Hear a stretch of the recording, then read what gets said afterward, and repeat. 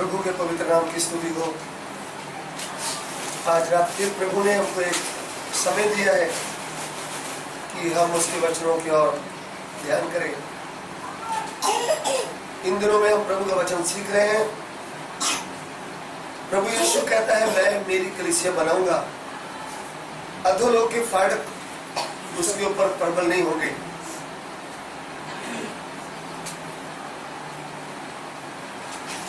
हमने प्रभु यीशु की कलीसिया,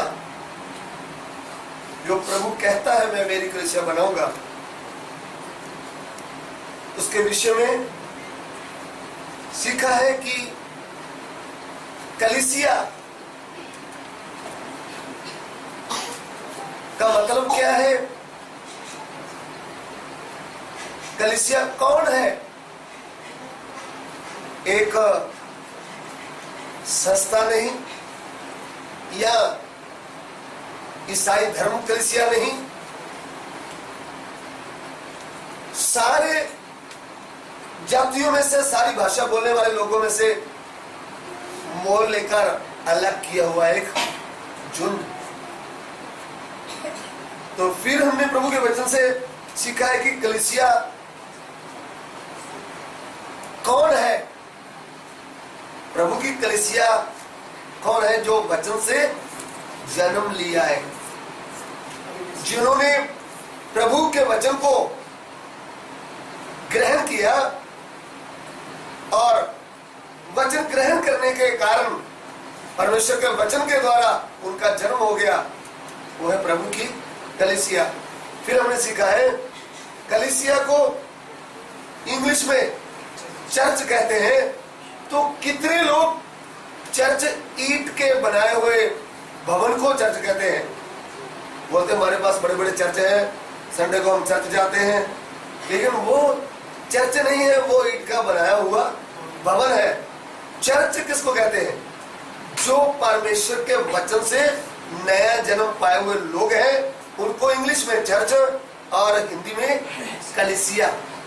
तो कलीसिया के बारे में हम सीख रहे थे, और प्रभु की जो कलीसिया है उसका नींव या बुनियाद उपदेश क्या है, इसके बारे में हम सीख रहे थे कि जो प्रभु की कलीसिया का जन्म जब हुआ तो उनका बुनियाद उपदेश क्या है, जिसके विषय में हमने प्रभु के वचन से सीखा है।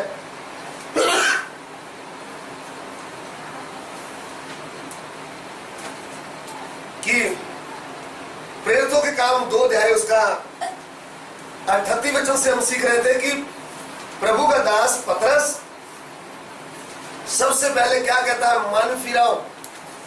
तो प्रभु की जो कलीसिया है उसका बुनियादी उपदेश क्या है? सबसे पहली बात है मन फिराना। फिर उसके बाद हमने सीखा है बपतिस्मा लेना। और बपतिस्मा किसने लेना है? जो विश्वास करता है। क्या विश्वास करता है? कि प्रभु यीशु मेरा सृष्टिकर्ता है और मेरे पापों के लिए उन्होंने क्रूस पर जान दे दिया, वो मेरा उद्धारकर्ता बनकर आया है। जो ऐसा विश्वास करे और बपतिस्मा ले, उसी का उद्धार होगा। तो हमने ये सीखा कि विश्वास करने वाले को क्या करना चाहिए? बपतिस्मा भी लेना चाहिए। और बपतिस्मा किसको लेना है? जो प्रभु यीशु का चेला बनता है। प्रभु यीशु अपने चेले लोगों को कहा, तुम सब जाति के लोगों को जाकर क्या बना दो? चेला बनाओ। तो चेला बनने के बाद उसको पिता, पुत्र, पवित्र आत्मा के नाम में बपतिस्मा दे दो। तो मैंने आपको बताया कि प्रभु यीशु की दी हुई आज्ञा है कि पिता, पुत्र, पवित्र आत्मा के नाम में बपतिस्मा दे दो। तो चेले लोग प्रभु की आज्ञा को मानते थे और ऐसा ही बपतिस्मा देते थे। लेकिन कुछ नया जो संस्था बन जाती है, जैसे एक संस्था है ओनली जीसस, वो कहते हैं कि यीशु के नाम में बपतिस्मा लेना चाहिए। पिता को नहीं मानते, पवित्र आत्मा को नहीं मानते, यीशु के नाम में कुछ प्रेरितों के काम से कुछ वचन लेते हैं कि पौलुस पतरस ने कहा यीशु के नाम में तो बपतिस्मा लो। उन्होंने यीशु का नाम क्यों लिया मैंने आपको बताया, क्योंकि उस समय लोग यीशु के नाम से क्या करते थे? नफरत करते थे। इसलिए पतरस प्रेरित जानबूझ करके कहता है जिस यीशु को तुमने क्रूस पे चढ़ाया, तो वो बात को समझना है। फिर आगे भी हम पढ़ेंगे तो एक दो जगह में लिखा हुआ है उन्होंने यीशु के नाम में बपतिस्मा दिया जाए, लेकिन बपतिस्मा देते समय यीशु का नाम क्यों लेते थे? ताकि हर घमंडी जो यीशु के नाम से नफरत करता है उनको ये मालूम हो जाए कि यीशु मसीह के बिना उनका उद्धार हो नहीं सकता। इसलिए उस समय प्रभु यीशु का नाम ज्यादा करके लेते थे। लेकिन बपतिस्मा कैसे देते थे? पिता पुत्र पवित्र आत्मा के नाम में। तो मैंने आपको बताया पौलुस का भी बपतिस्मा हुआ, हननिया के द्वारा उन्होंने लिया। और जब पौलुस इफिसुस में आया तो उनको 12 चेले लोग मिले। उन्होंने पूछा तुमने पवित्र आत्मा पाया है? तो वो कहते हैं हमने तो पवित्र आत्मा का नाम भी सुना नहीं। तो फिर उसने कहा तुमने बपतिस्मा कौन सा लिया है? फिर उनको प्रभु यीशु के विषय में अच्छी तरह बताया। फिर उनको दोबारा बपतिस्मा दिया, उनके सिर के ऊपर हाथ रखा, उन्होंने पवित्र आत्मा पाया। फिर मैंने आपको बताया कि बपतिस्मा कैसे लेना चाहिए, क्योंकि कुछ लोग क्या कहते हैं कि जब पतरस प्रेरित प्रचार किया तो उस समय लिखा है जिन्होंने वचन को ग्रहण कर लिया उन्होंने बपतिस्मा लिया। करीब 3000 लोग कलीसिया में आए। तो वहां पे ये लिखा नहीं है उनको पानी में कैसे बपतिस्मा दिया, क्या दिया। तो इसलिए हम अपनी मर्जी से क्या करते हैं, छंटकाव का बपतिस्मा देते हैं, वो अपनी बुद्धि से समझते हैं। लेकिन हम प्रभु के वचन से अच्छी तरह समझेंगे कि यूहन्ना को परमेश्वर आज्ञा दिया बपतिस्मा देने की। यूहन्ना बपतिस्मा किधर दे रहा था? मत्ती सुसमाचार 3 अध्याय उसका 13 वचन। उस समय यीशु गलील से यरदन के किनारे यूहन्ना के पास उससे बपतिस्मा लेने आया। यहाँ पे लिखा है यरदन के पास यीशु बपतिस्मा लेने आया। यरदन नदी के पास कितनी दूर से चलकर आया? गलील से चलकर आया। कुछ लोग कहते हैं 70 किलोमीटर दूरी से सफर करते हुए उधर आया। फिर हम क्या देखते हैं कि 16 वचन भी पढ़े, इसका 16। और यीशु बपतिस्मा लेकर तुरंत पानी में से ऊपर आया और देखो उसके लिए आकाश खुल गया और उसने परमेश्वर की आत्मा को कबूतर के समान उतरते और उसके ऊपर आते देखा। देखिए यहाँ पे लिखा है यीशु पानी में से ऊपर आया, इसका मतलब पानी के बीच गया। अभी कुछ लोग क्या बोलते हैं, यहाँ तो लिखा ही नहीं है।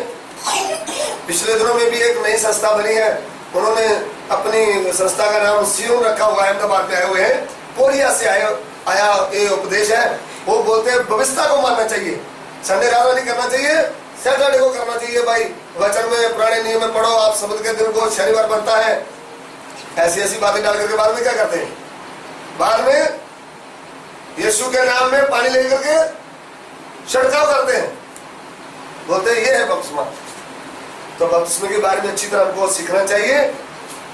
प्रभु यीशु कैसे बपतिस्मा लिया, यहाँ पे साफ लिखा है वो पानी में से ऊपर आया। अभी इसके साथ हम यूहन्ना सुसमाचार उसका 3 अध्याय उसका 22 वचन पढ़ेंगे। इसके बाद यीशु और उसके चेले यहूदिया देश में आए और वह वहां उनके साथ रहकर बपतिस्मा देने लगा। हाँ, यहाँ पे हम देखते हैं कि यीशु भी बपतिस्मा देने लगा। और आगे पढ़ेंगे। यूहन्ना भी शालेम के निकट एनोन में बपतिस्मा देता था, क्योंकि वहाँ बहुत जल था और वहाँ बहुत जल था और लोग आकर बपतिस्मा लेते थे। हमने प्रभु के वचन से देखा है कि प्रभु यीशु क्रिस्तु यूहन्ना बपतिस्मा देने वाले के हाथ से बपतिस्मा लिया। யோவான் ஸ்நானகனுடைய கையிலிருந்து ஞான ஸ்நானம் பெற்றார்।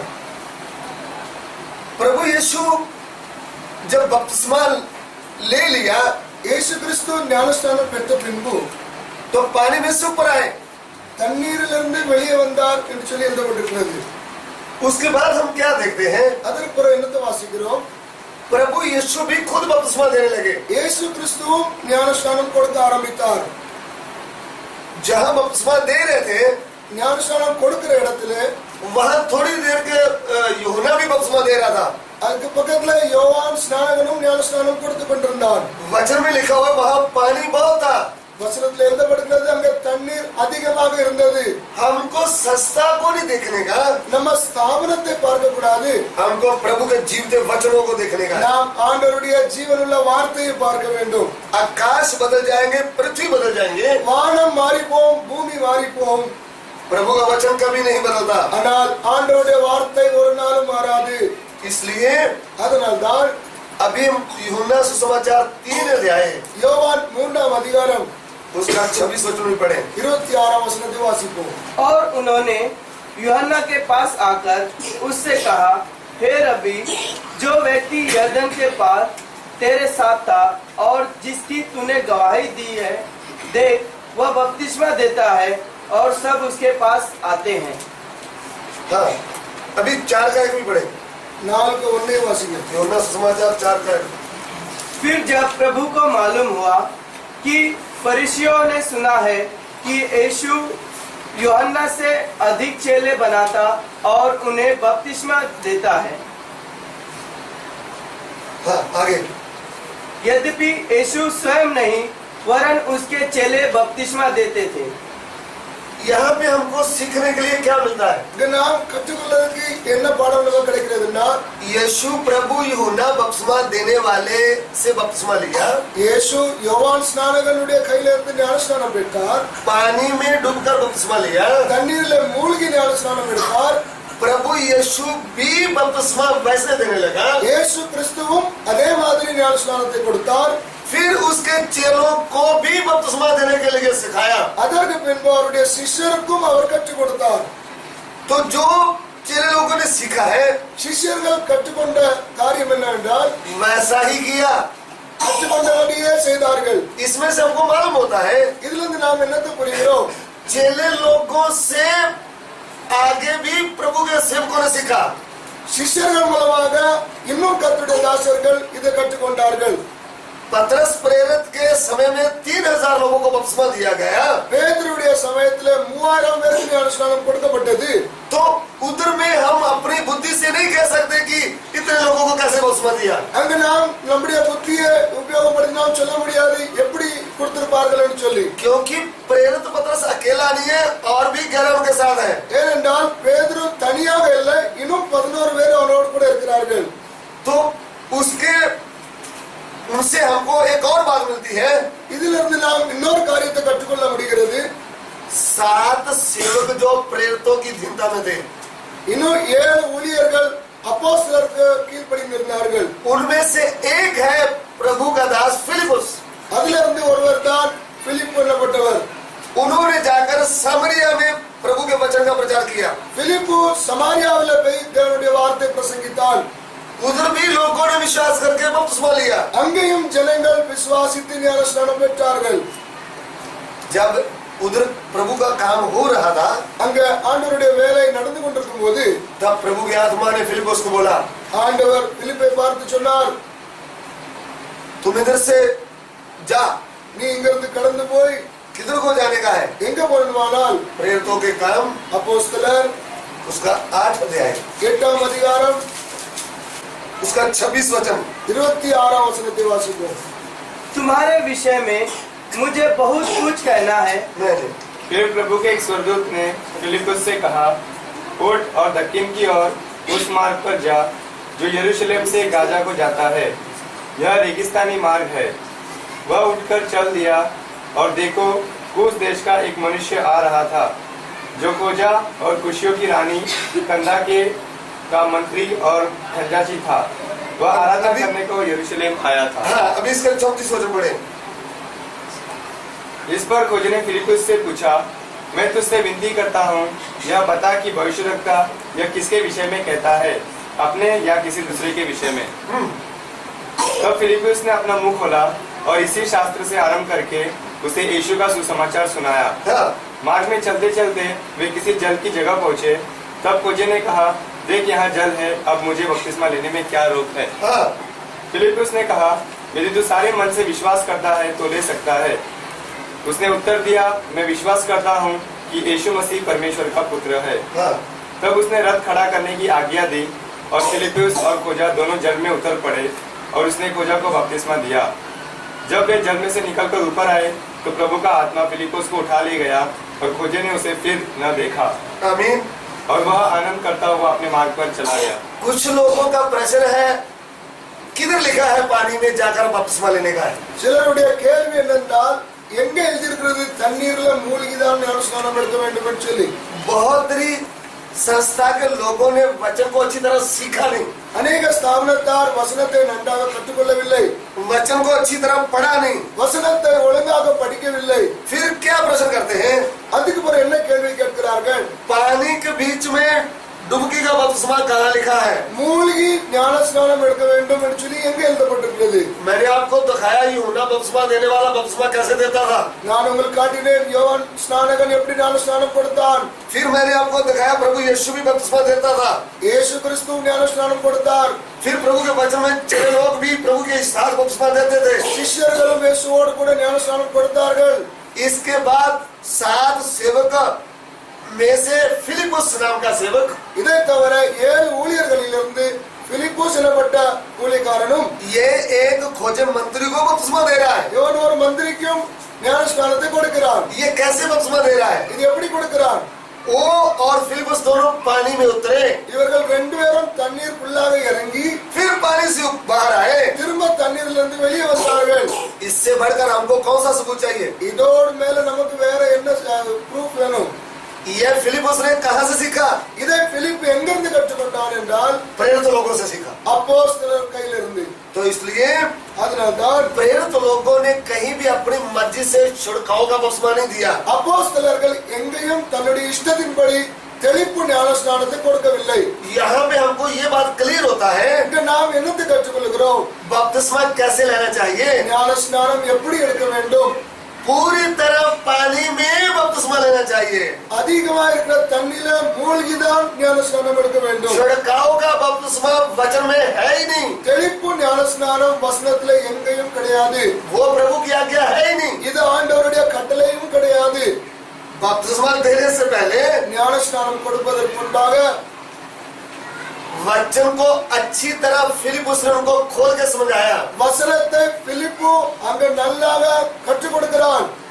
वो तो यरूशलेम में उधर से आराधना करके आया था। அவன் எருசலேமில் இருந்து ஆராதித்து வந்திருந்தான்। यशायाह नाम की पुस्तक वाच रहा था। யெஷயா தீர்க்கதரிசியுடைய புத்தகத்தை வாசித்துக் கொண்டிருந்தான்। लेकिन फिलिपुस ने पवित्र आत्मा के द्वारा उसका भेद बता दिया। ஆனால் பிலிப்பு அவனுக்கு ஆண்டவருடைய மறைபொருளை வெளிப்படுத்தி கொடுத்தான்। उसी वचन को खोल करके प्रभु यीशु का सुसमाचार बताया। அதே வசனத்திலிருந்து இயேசு கிறிஸ்துவுடைய சுவிசேஷத்தை சொல்ல ஆரம்பித்தான்। उनको खोल के बताया, तुमको पवित्रता उधार दे नहीं सकती।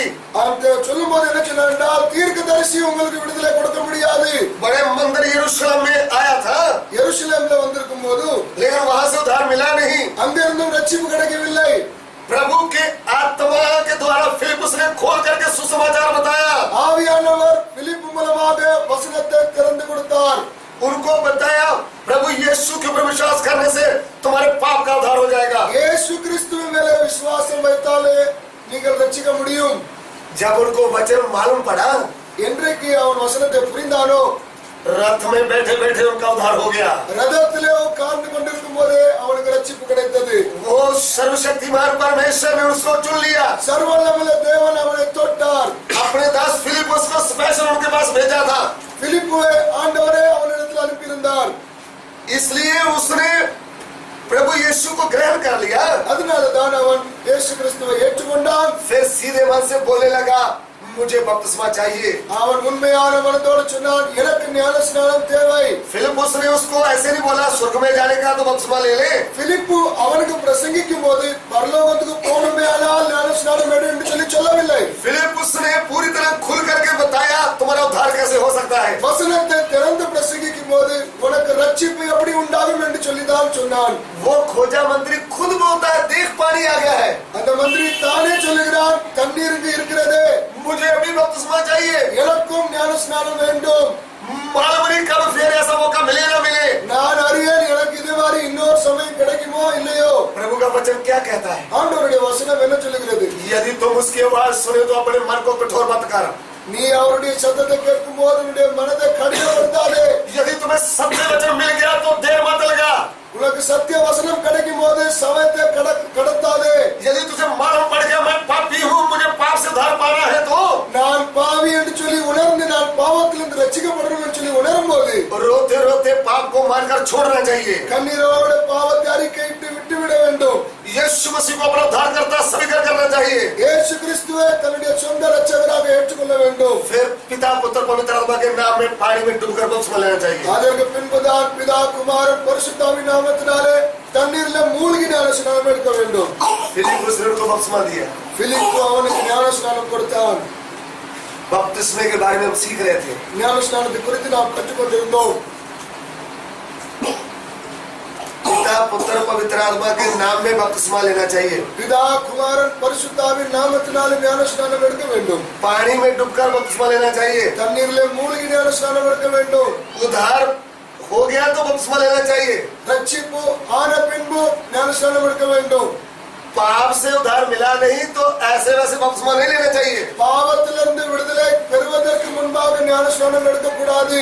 संस्था का मेंबर बनने के लिए बपतिस्मा नहीं लेने का. ஸ்தாபனத்தில் ஒரு அங்கத்தினராக மாறும்படியாக ஞான ஸ்நானம் எடுக்கக்கூடாது. पहले प्रभु यीशु को जानना चाहिए. முதலாவது இயேசு கிறிஸ்துவை அறிந்து கொள்ள வேண்டும். उसके सत्य वचन को समझना चाहिए. அவருடைய சத்திய வசனத்தை புரிந்து கொள்ள வேண்டும். प्रभु का वचन क्या कहता है? ஆண்டவருடைய வசனம் என்ன கூறுகிறது? जितनों ने वचन को ग्रहण किया எத்தனை பேர் அவருடைய வார்த்தையை ஏற்றுக்கொண்டார்களோ उन्हीं को बपतिस्मा दिया गया. அவர்களுக்கு மாத்திரம் தான் ஞான ஸ்நானம் கொடுக்கப்பட்டிருக்கிறது. बपतिस्मा किसको देने का है? ஞான ஸ்நானம் யாருக்கு கொடுக்கணும்? जो सत्य वचन को ग्रहण करता है, யாரெல்லாம் சத்திய வசனத்தை ஏற்றுக்கொள்கிறார்களோ, जो सत्य वचन को ग्रहण करती है, யாரெல்லாம் சத்திய வசனத்தை ஏற்றுக்கொள்கிறார்களோ उसी को बपतिस्मा देना चाहिए. அவர்களுக்கு மாத்திரம் தான் ஞான ஸ்நானம் கொடுக்க வேண்டும்.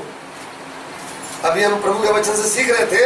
இப்போ நாம் ஆண்டவருடைய வசனத்திலிருந்து கற்றுக்கொண்டிருந்தோம். पतरस प्रेरित कहता है तुम यीशु के नाम में बपतिस्मा लोगे तो பேதுரு சொல்கிறார், இயேசுவின் நாமத்தினாலே நீங்கள் ஞான ஸ்நானம் எடுக்கும்போது तब तुम्हें पवित्र आत्मा का दान मिलेगा. பரிசுத்த ஆவியின் வரம் உங்களுக்கு கிடைக்கும். प्रेरितों के काम 2 अध्याय उसका 38 वचन फिर पढ़ेंगे. அப்போஸ்தலர் 2:38 திரும்ப ஒரு விஷயம் வாசிப்போம்.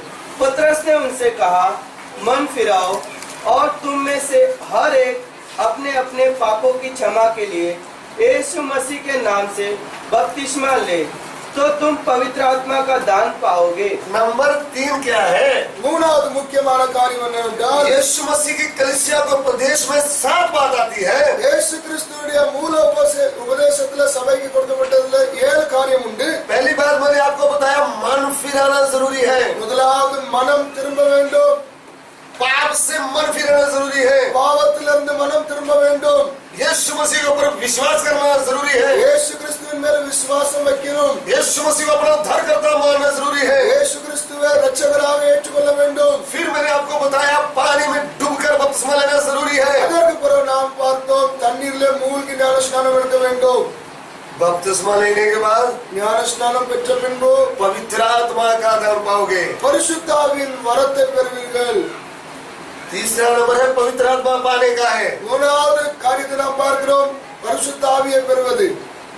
पवित्र आत्मा नहीं पाया तो பரிசுத்த ஆவியை பெறாவிட்டால் फिर हम आत्मा और सच्चाई से आराधना कैसे कर सकते हैं? நாம் ஆவியோடும் உண்மையோடும் எப்படி ஆராதிக்க முடியும்? प्रभु यीशु क्या कहता है? இயேசு கிறிஸ்து என்ன சொல்லுகிறார்?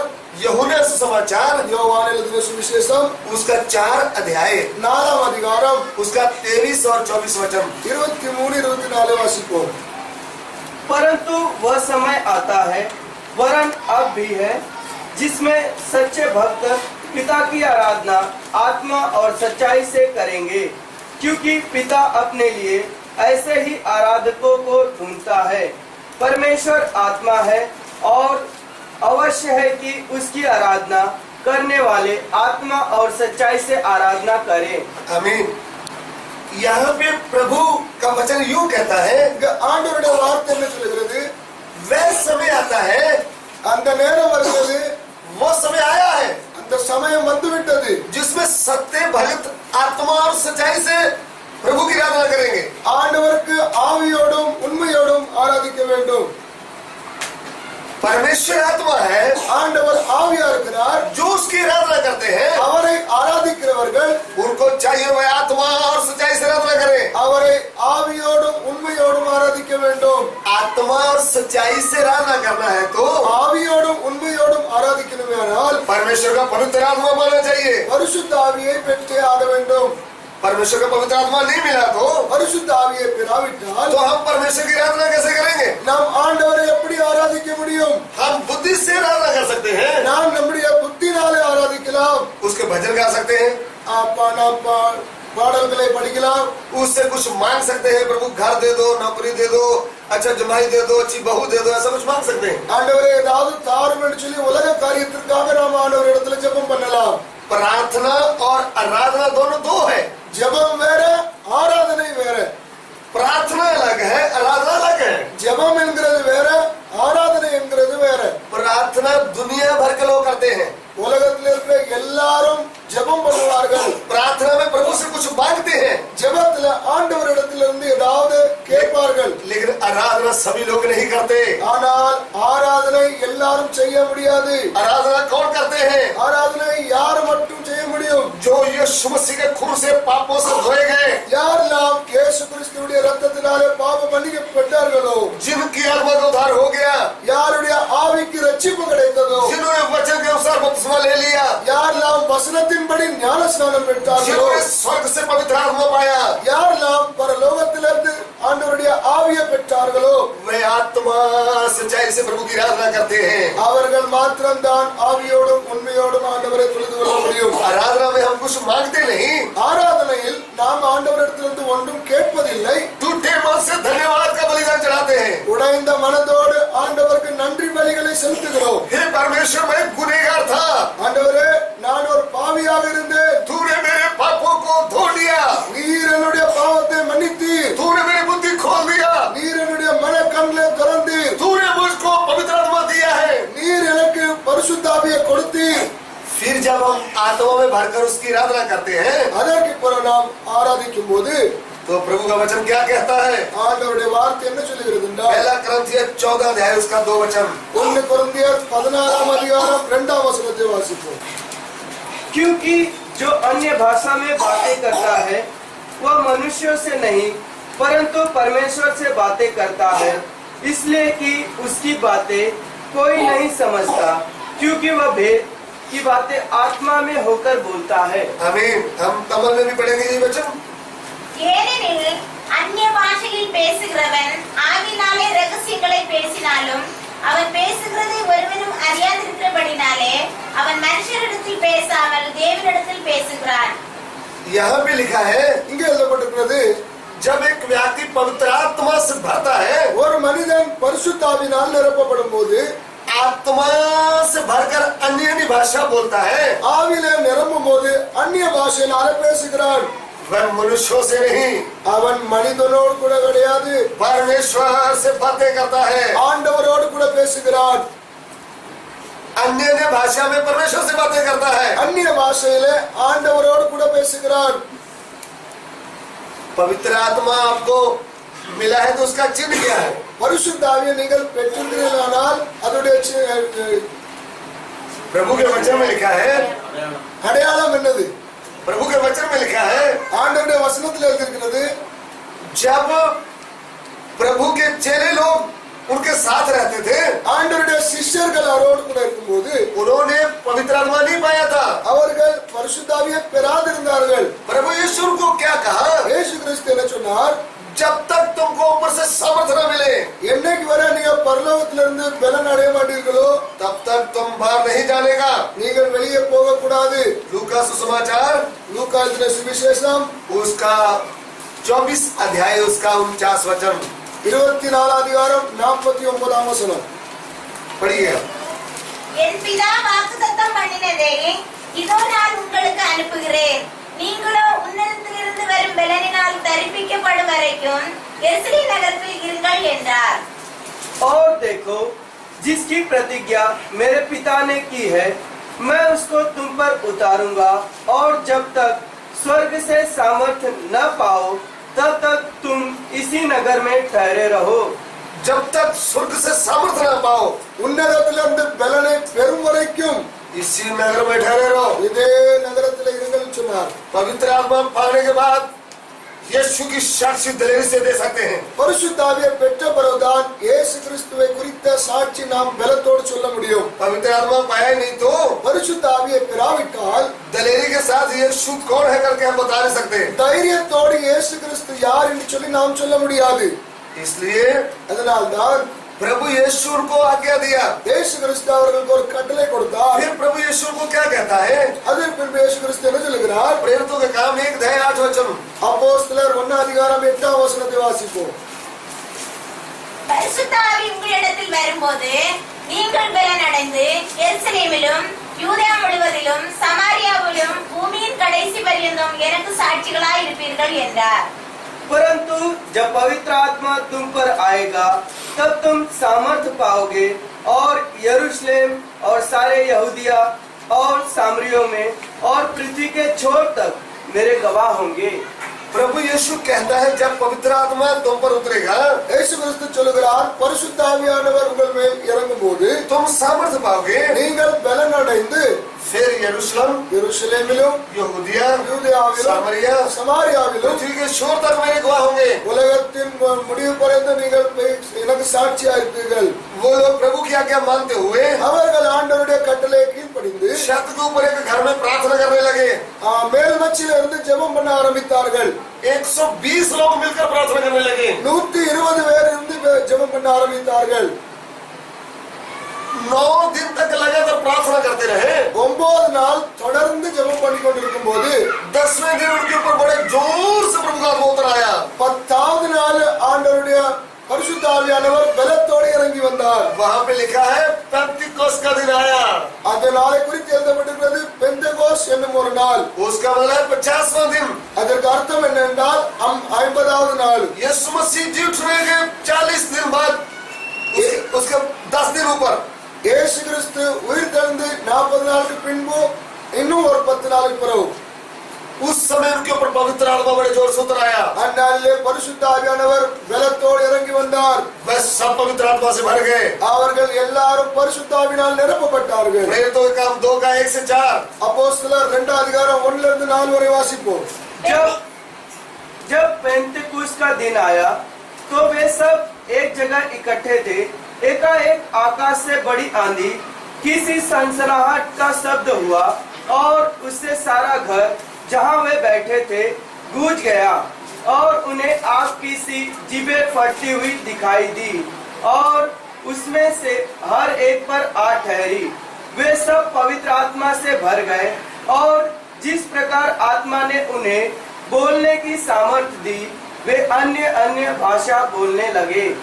பெந்தெகோஸ்தே என்ற நாள் வந்தபோது அவர்கள் எல்லாரும் ஒருமனப்பட்டு ஓரிடத்திலே வந்திருந்தார்கள்.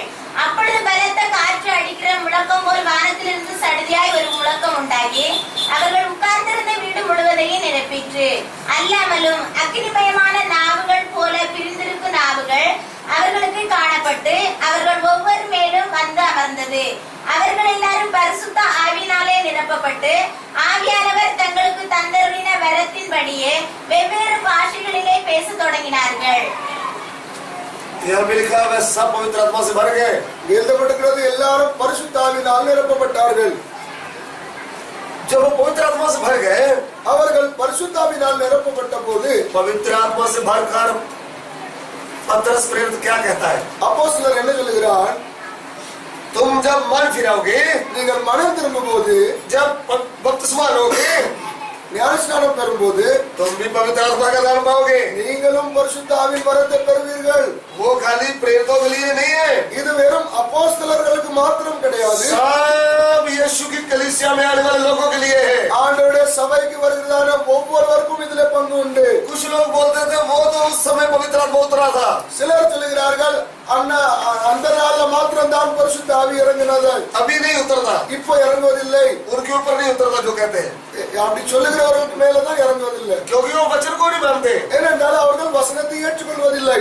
उनको वचन मालूम नहीं है, அவர்களுக்கு வசனம் தெரியாது. वो वचन के अनुसार चलते नहीं है, அவர்கள் வசனத்தின்படி நடப்பதில்லை. उनका उद्धार हुआ नहीं, அவர்களுடைய ரட்சிப்பு ஆகவில்லை. उन्होंने वचन के अनुसार बपतिस्मा लिया नहीं, அவர்கள் வசனத்தின்படியாக ஞானஸ்நானம் பெறவில்லை. वचन के अनुसार काम नहीं करेंगे तो पवित्र आत्मा नहीं मिलता। வசனத்தின் பிரகாரமாக நடக்காவிட்டால் பரிசுத்த ஆவி கிடைக்காது. प्रेरितों के काम 19 अध्याय, அப்போஸ்தலர் 19 அதிகாரம் उसका 1 वचन से 4 वचन तक। 1 4 வரை வாசிப்போம். அப்பல்லோ என்பவன் கொரிந்து பட்டணத்திலே இருக்கையில் பவுல் மேடான தேசங்கள் வழியாய் போய் எபேசுக்கு வந்தான். அங்கே சில சீசரை கண்டு, நீங்கள் விசுவாசிகள் ஆனபோது பரிசுத்த ஆவியை பெற்றீர்களா என்று கேட்டார்.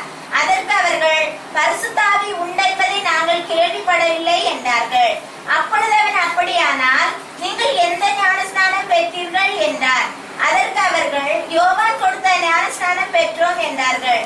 அப்பொழுது பவுல், யோவான் தனக்கு பின் வருகிறவராகி கிறிஸ்து இயேசுவில் விசுவாசிகளாய் இருக்க வேண்டும் என்று ஜனங்களுக்கு சொல்லி மனம் திரும்புதலுக்கு ஏற்ற ஞானஸ்நானத்தை கொடுத்தானே என்றார்.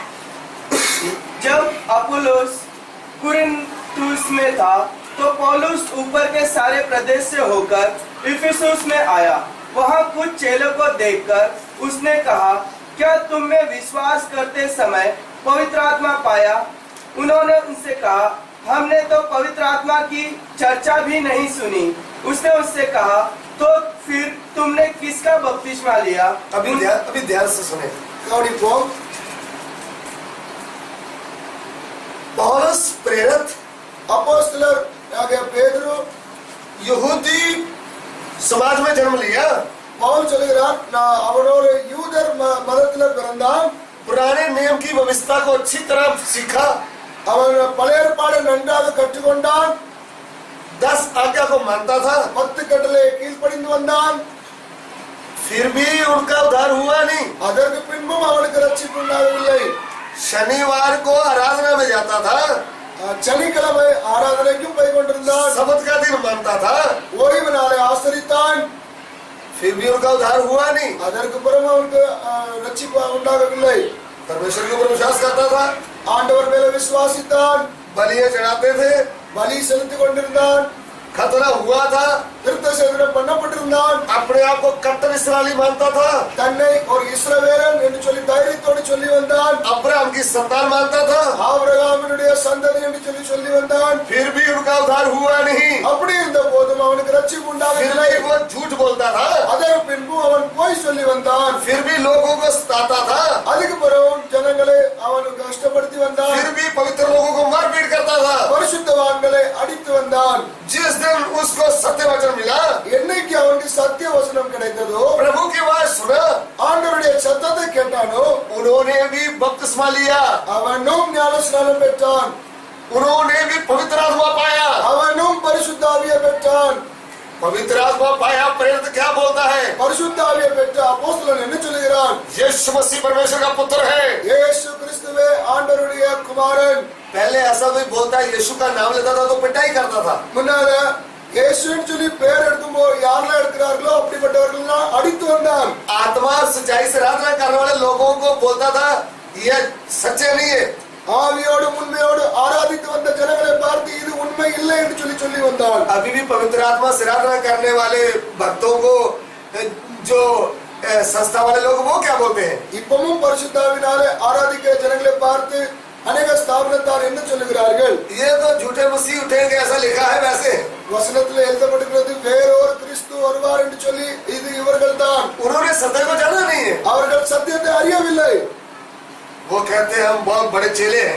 அவர்கள் சொல்லுகிறார்கள், நான் ஆண்டவருடைய பெரிய சிஷ்யன் என்று சொல்லி. पौलुस भी बड़ा चेला था, பவுலும் அப்படிதான் இருந்தான். लेकिन बुद्धि खुली नहीं थी। ஆனால் அவருடைய புத்தி திறக்கப்படவில்லை. जब बुद्धि खुल गया, என்னைக்கு அவருடைய புத்தி திறக்கப்பட்டதோ, पवित्र आत्मा से भर गया, பரிசுத்தாவினால் நிரப்பப்பட்டானோ, पवित्र आत्मा से भरकर यीशु का प्रचार करने लगा। பரிசுத்த ஆவியை பெற்று இயேசு கிறிஸ்துவை குறித்து சாட்சி கொடுக்க ஆரம்பித்தான். दलेरी से यहूदी लोगों को बताने लगा, தைரியத்தோடு யூதர்களுக்கு பிரசங்கிக்க ஆரம்பித்தான். उनके आराधनालयों में जाकर बताने लगा। அவர்கள் ஆராதிக்கும் இடத்துல போய் சொல்ல ஆரம்பித்தான்.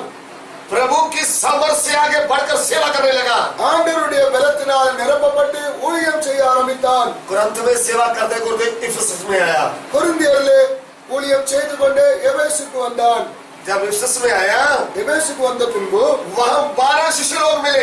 அங்க 12 சிஷ்யர்கள் கிடைத்தார்கள். वो बोले हम विश्वासी हैं भाई, அவர்களும் சொன்னார்கள் நாங்களும் விசுவாசிதான், हम प्रभु के चेले हैं। நாங்களும் ஆண்டவருடைய சிஷ்யன். तब इन्होंने क्या प्रश्न पूछा? அப்பொழுது இவர் என்ன கேள்வி கேட்கிறார்? तुमने पवित्र आत्मा पाया है? நீங்கள் பரிசுத்த ஆவியை பெற்றீர்களா? वो हैरान हो गए। அவர்கள் யோசிக்க ஆரம்பித்தார்கள். अरे तुम चेले तो बने हो, நீங்கள் சிஷ்யராயிருக்கிறீர்களே, कितने समय से चर्च में जा रहे हो, எவ்வளவு நாளாக சபைக்கு போய் வந்திருக்கிறீர்கள், वचन पढ़ रहे हो, வசனத்தை படிக்கிறீர்கள், वचन सुन रहे हो, வசனத்தை கேட்கிறீர்கள், भजन गा रहे हो। பாட்டு பாடுகிறீர்கள், हो सकता है कभी कभी मीटिंग लीड करते होंगे। சில நேரம் கூட்டத்தை நடத்தி விடுகிறீர்கள். क्या तुमने पवित्र आत्मा पाया है? நீங்கள் பரிசுத்த ஆவியை பெற்றீர்களா? ये शिष्य लोग हैरान हो गए। சிஷ்யர்கள் யோசிக்க ஆரம்பித்தார்கள். अभी भी कितने शिष्य लोग हैं, இப்பவும் எத்தனையோ சிஷ்யர்கள் இருக்கார்கள், पवित्र आत्मा पाया ही नहीं, பரிசுத்த ஆவியை பெறவே இல்லை, वचन के अनुसार बपतिस्मा लिया ही नहीं, வசனத்தின்படியாக ஞானஸ்நானம் பெறவில்லை, पापों से उद्धार हुआ ही नहीं, பாவத்திலிருந்து ரட்சிக்கப்படவில்லை, संस्था में जाकर ट्रेनिंग करके आगे ஸ்தாபனத்திலே போய் கற்றுக்கொண்டு வந்து விட்டார்கள், बाइबल लेके चल रहे हैं, வசனத்தை எடுத்து நடக்கிறார்கள், बोले हम एक नया उपदेश लेकर आए हैं சொல்லுகிறார்கள் நாங்கள் ஒரு புதிய உபதேசத்தை கொண்டு और हमारा வந்தோம். संस्था बहुत बड़ा है भाई, எங்களுடைய ஸ்தாபனம் பெரிது, तुमको भी शामिल होने का तो आ जाओ। உங்களுக்கும் இஷ்டமானால் எங்களோடு கூட கலந்து கொள்ளுங்கள்.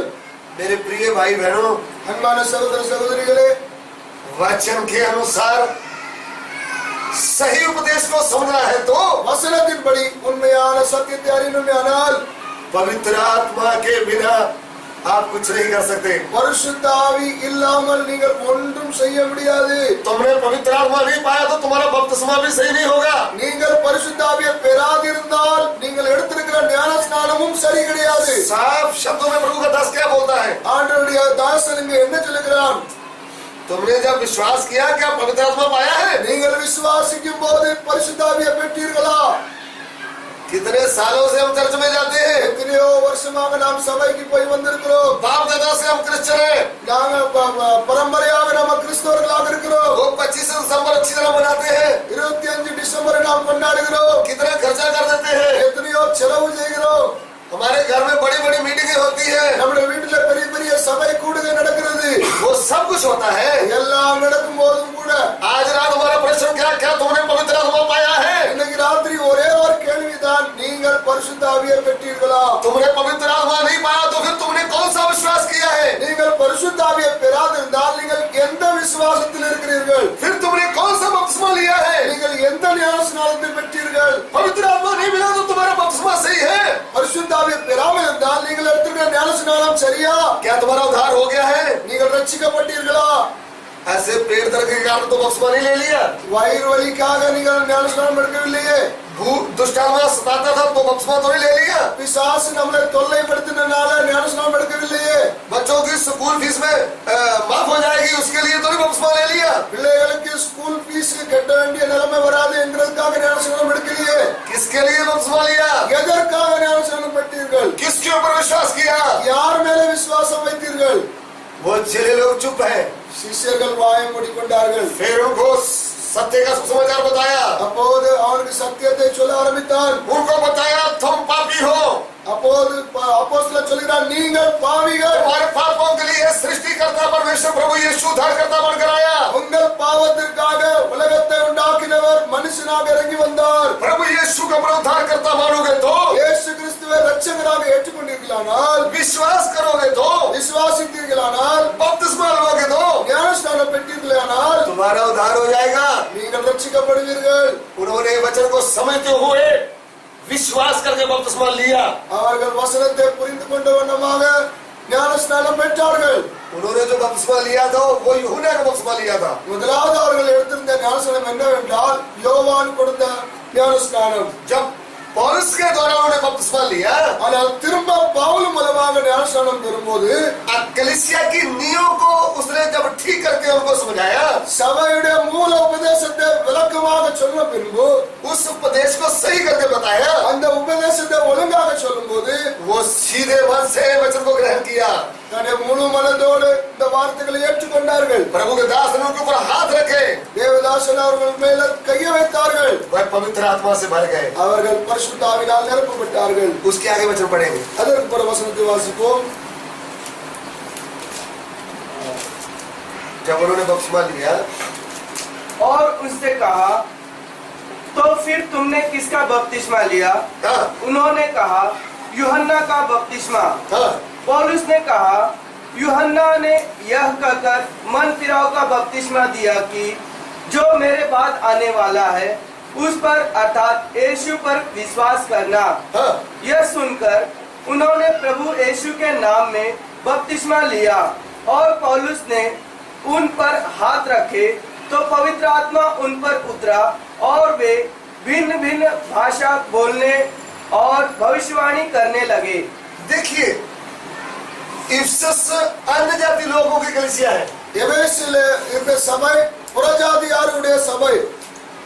उसमें जब सत्य वचन का उपदेश बताया गया, அங்க சத்திய வசனத்தை பிரசங்கிக்கப்படும் போது उन लोगों के ऊपर हाथ रखा तो उन्होंने पवित्र आत्मा पाया। அவர்கள் மேல் கைகளை வைத்த போது அவர்கள் பரிசுத்த ஆவியை பெற்றார்கள். यरूशलेम में पवित्र आत्मा उतरा था, எருசலேமிலேயும் பரிசுத்த ஆவியானவர் இறங்கி வந்தார். इफिसस में भी पवित्र आत्मा उतरा है। எபேசுவிலேயும் பரிசுத்த ஆவியானவர் இறங்கி வந்தார். उस समय भी पवित्र आत्मा उतरता था, அந்த நேரத்திலும் பரிசுத்த ஆவி இறங்கி வந்தார். आज भी पवित्र आत्मा उतरता है। இன்றைக்கும் பரிசுத்த ஆவியானவர் இறங்கி ये வருகிறார். बात को अच्छी तरह समझने का है। இந்த வார்த்தை நன்றாக புரிந்து கொள்ள வேண்டும். कलीसिया का सही उपदेश क्या है? சபையுடைய உண்மையான உபதேசம் என்னவென்றால், बुनियाद का उपदेश क्या है? மூல உபதேசம் என்னவென்றால், मन फिराना, மனம் திரும்பி बपतिस्मा लेना, ஞான ஸ்நானம் பெற்று पवित्र आत्मा पाना। பரிசுத்த ஆவியை பெறணும். आप लोगों ने पवित्र आत्मा नहीं पाया तो நீங்கள் பரிசுத்த ஆவியை பெறாவிட்டால் आपके लिए भी प्रभु का वचन क्या कहता है? உங்களுக்கும் ஆண்டவருடைய வார்த்தை என்ன சொல்கிறது? पवित्र आत्मा का दान पाओगे। பரிசுத்த ஆவியினுடைய வரத்தை பெறுவீர்கள். पवित्र आत्मा पाने के लिए प्रभु के कदमों में बैठना चाहिए। பரிசுத்த ஆவியின் வரத்தை பெறுவதற்காக ஆண்டவருடைய பாதபடியில் உட்கார प्रभु வேண்டும். का वचन कहता है मांगोगे तो तुम्हें दिया जाएगा। ஆண்டவருடைய வார்த்தை சொல்கிறது, கேளுங்கள் அப்பொழுது கொடுக்கப்படும். ये वचन तो प्रभु ने आत्मिक बातों के लिए लिखा था। இந்த வசனத்தை ஆண்டவர் ஆவிக்குரிய காரியத்திற்காக எழுதியிருந்தார். हमारे भाई बहन इस वचन को लेकर के ஆனால் நம்முடைய சகோதரர்கள் இந்த வார்த்தையை எடுத்துக்கொண்டு कोई गाड़ी मांग रहा है, कोई बंगला मांग रहा है, कोई क्या क्या मांग रहे हैं। சிலர் காரை குறித்து ஜெபம் பண்ணுகிறார்கள், சிலர் வீட்டுக்காக ஜெபம் பண்ணுகிறார்கள். नाशवान वस्तुओं को मांगने के लिए नहीं कहा था। அழிந்து போகிற பொருளை வாங்கும்படியாக இந்த வசனத்தை ஆண்டவர் எழுதவில்லை. पवित्र आत्मा मांगोगे तो तुम्हें दिया जाएगा। பரிசுத்த ஆவியை நீங்கள் கேட்கும் போது உங்களுக்கு கிடைக்கும். प्रभु यीशु कहा जो प्यासा है वे मेरे पास आए। இயேசு சொல்கிறார், தாகமுள்ளவன் என்னிடத்தில் வர கடவன். 120 लोग भूख प्यास के साथ बैठे हुए थे। 120 பேர் பசியோடும் தாகத்தோடும் காத்திருந்தார்கள். कितने दिन प्रार्थना करते रहे, எத்தனையோ நாளாக ஜெபம் பண்ணி கொண்டிருந்தார்கள். उनको पवित्र आत्मा से भर दिया गया। அவர்கள் பரிசுத்த ஆவியினால் நிரப்பப்பட்டார்கள். मैंने आपको बताया इफिसस में भी पवित्र आत्मा उतरा। நான் உங்களுக்கு சொன்னேன், எபேசுவிலும் ஆண்டவருடைய ஆவியானவர் இறங்கி வந்தார். कितनी भी कलीसिया थी उनमें पवित्र आत्मा उतरता था। எத்தனையோ சபைகளிலே ஆவியானவர் இறங்கி வந்தார். आज भी पवित्र आत्मा उतरता है। இன்றைக்கும் அவர் இறங்கி வருகிறார். प्रभु कल और आज युग में युग एक जैसा है। அவர் நேற்றும் இன்றும் என்றும் மாறாதவராக இருக்கிறார். वो कभी बदलता नहीं। அவர் மாறாதவர். आपका मन सत्य वचन को ग्रहण करने के लिए है तो உங்களுடைய மனம் சத்திய வசனத்தை ஏற்றுக்கொண்டால் बपतिस्मा लेने से पहले भी पवित्र आत्मा उतरता है। ஞான ஸ்நானம் எடுப்பதற்கு முன்பையும் நீங்கள் பரிசுத்த ஆவியை பெறலாம். कोर्नेलियस के घर में बहुत लोग एकत्रित हुए थे। கொர்நேலியுடைய வீட்டிலே அநேகர் கூடி வந்தார்கள். उन्होंने सीधे मन से वचन को ग्रहण किया। அவர்கள் நல் மனதோடு வசனத்தை ஏற்றுக்கொண்டார்கள். वो वचन सुनते सुनते उनका दिल टूट गया। வசனத்தை கேட்க கேட்க அவருடைய இருதயம் உடைப்பட்டது. वचन सुनते ही पवित्र आत्मा उनको ऊपर उतर आया। வசனத்தை கேட்க கேட்க பரிசுத்த ஆவியானவர் இறங்கி வந்தார். पवित्र आत्मा आज भी उतरता है। பரிசுத்த ஆவியானவர் இன்றைக்கும் இறங்கி வருகிறார். इस उपदेश को हम याद रखें। இந்த உபதேசத்தை நாம் மறக்க கூடாது. तीसरा नंबर क्या है? पवित्र आत्मा पाने का है। மூணாவது பரிசுத்த ஆவியை பெறணும். नंबर 4 क्या है? நாலாவது காரியம் என்னவென்றால், टेढ़ी जाति से लोगों में से अलग रहना। प्रेरितों के काम उसका 2 अध्याय అపోస్తలుల 2వ అధికారం उसका 40 वचन पढ़े। 40వ వచనం వాసిద్దాం. उसने बहुत और बातों से भी गवाही दे देकर समझाया कि अपने आप को इस टेढ़ी जाति से बचाओ।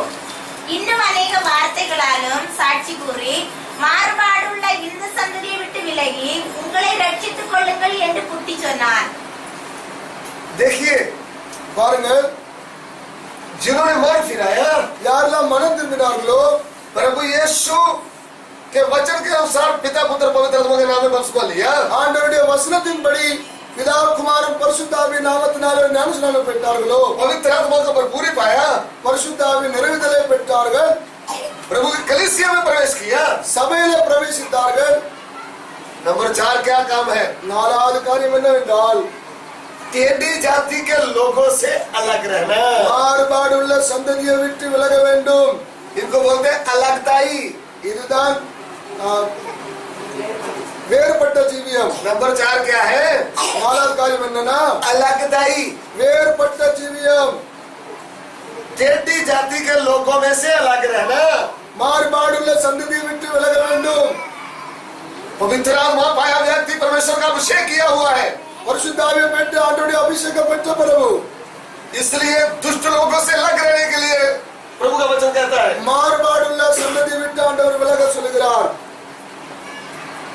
हम पुराने नियम में देखेंगे तो பழைய ஏற்பாட்டில் நாம் பார்க்கும்போது गिनती की किताब उसका 23 अध्याय उसका 9 वचन, எண்ணாகமம் 23:9 வசனத்தை வாசிப்போம்.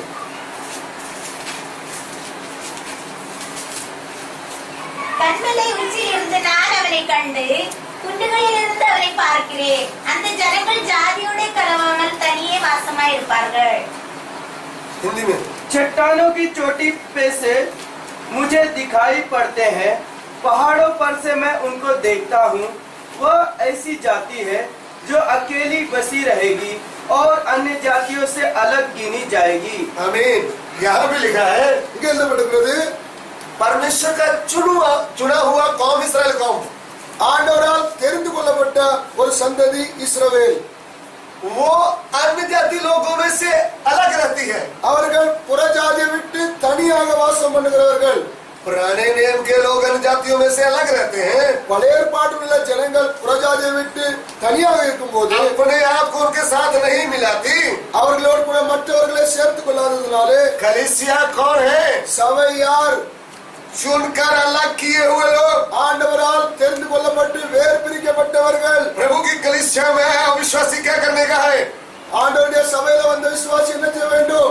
दूसरे लोगों से अलग रहने का है। மற்றவர்களை விட்டு விலகி ஜீவிக்க வேண்டும். अलग रहने का मतलब क्या है? தனியா வாசம் பண்றதுக்கு அர்த்தம் என்னவென்றால் उनके जैसे काम नहीं करने का। அவர்களை போல வேலைகளை நாம் செய்யக்கூடாது. इसको समझने के लिए இதை புரிந்து கொள்ளும்படியாக दूसरा ग्रंथी 6वां अध्याय 2 கொரிந்தியர் 6ஆம் அதிகாரம் उसका 14 वचन से 18 वचन तक पढ़ने का है। 14 இருந்து 18 வரை வாசிப்போம். அந்நிய லோகத்திலே அவிசுவாசிகளுடன் பிணைக்கப்படாதிருப்பீர்களாக. நீதிக்கும் அநீதிக்கும் சம்பந்தம் ஏது? ஒளிக்கும் இருளுக்கும் ஐக்கியம் ஏது? கிறிஸ்துவுக்கும் பேலியாளுக்கும் இசைவேது? அவிசுவாசியுடனே விசுவாசிக்கு பங்கேது? தேவனுடைய ஆலயத்துக்கும் விக்கிரகங்களுக்கும் சம்பந்தம் ஏது? நான் அவர்களுக்குள்ளே வாசம் பண்ணி அவர்களுக்குள்ளே உலாவி அவர்கள் தேவனாயிருப்பேன், அவர்கள் என் ஜனங்களாயிருப்பார்கள் என்று தேவன் சொன்னபடி நீங்கள் ஜீவனுள்ள தேவனுடைய ஆலயமாய் இருக்கிறீர்களே. हिंदी में भी अविश्वासियों के साथ असमान जुए में न जुटो, क्योंकि धार्मिकता और अधर्म का क्या मेलजोल, या ज्योति और अंधकार की क्या संगति, और मसीह का बलिदान के साथ क्या लगाव, या विश्वासी के साथ अविश्वासी का क्या नाता, और मूर्तियों के साथ परमेश्वर के मंदिर का क्या संबंध। क्योंकि हम तो जीवते परमेश्वर के मंदिर हैं, जैसा परमेश्वर ने कहा है, मैं उसमें बसूंगा और उसमें चला फिरा करूंगा, और मैं उसमें परमेश्वर होऊंगा और वे मेरे लोग होंगे। इसलिए प्रभु कहता है, उनके बीच में से निकलो और अलग रहो और अशुद्ध वस्तुओं को मत छुओ, तो मैं तुम्हें ग्रहण करूंगा और मैं तुम्हारा पिता होऊंगा और तुम मेरे बेटे और बेटियां होंगे। यह सर्वशक्तिमान प्रभु का वचन है। आमीन। इसका पहला वचन पढ़े। अविश्वासियों के साथ असमान जुए में न जुटो, क्योंकि धार्मिकता और अधर्म का क्या मेलजोल। ध्यान से सीखें। கவனத்தோடு கேட்போம். यीशु मसीह की कलीसिया में आया भाई बहन, இயேசு கிறிஸ்துவுடைய சபைக்குள்ளாக வந்திருக்கிற சகோதர சகோதரிகள் मन फिराया, बपतिस्मा लिया, पवित्र आत्मा पाया। மனம் திரும்பி ஞான ஸ்நானம் எடுத்து பரிசுத்த ஆவியை பெற்றீர்கள். उसको क्या करने का है? அதற்கு பின்பு நாம் என்ன செய்ய வேண்டும்?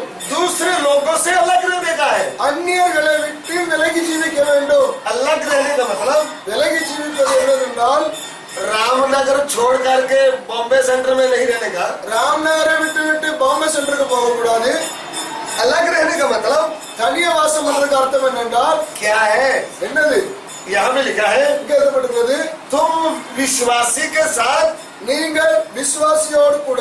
वो वचन पहला 14 वचन मुझे चाहिए हिंदी में।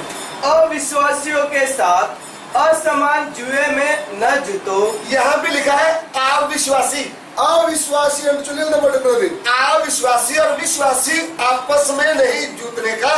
அவிசுவாசியும் விசுவாசியும் ஒரே நுகத்துல இருக்கக்கூடாது. इसका मतलब இதுக்கு அர்த்தம் என்னவென்றால் जिसको प्रभु ने शुद्ध किया है, யாரை ஆண்டவர் சுத்திகரித்தாரோ, जिसका पाप से उद्धार हो गया है, யாருடைய பாவம் மன்னிக்கப்பட்டதோ, जिन्होंने बपतिस्मा ले लिया है, யாரெல்லாம் ஞான ஸ்நானத்தை பெற்றார்களோ, जिन्होंने पवित्र आत्मा पाया है, யாரெல்லாம் பரிசுத்த ஆவியை பெற்றிருக்கிறார்களோ, वो प्रभु का चुना हुआ भाई बहन है। அவர்கள் ஆண்டவரால் தெரிந்து கொள்ளப்பட்ட ஜனம். अभी उसने विवाह शादी करते समय கல்யாணம் பண்ணும் போதும் கூட अगर विश्वासी भाई है तो விசுவாசி மகனாக இருந்தால் अन्य जाति लड़की से सगाई नहीं करने का। அந்நிய ஜாதியாருடைய பிள்ளையோடு நாம் திருமணம் பண்ணக்கூடாது.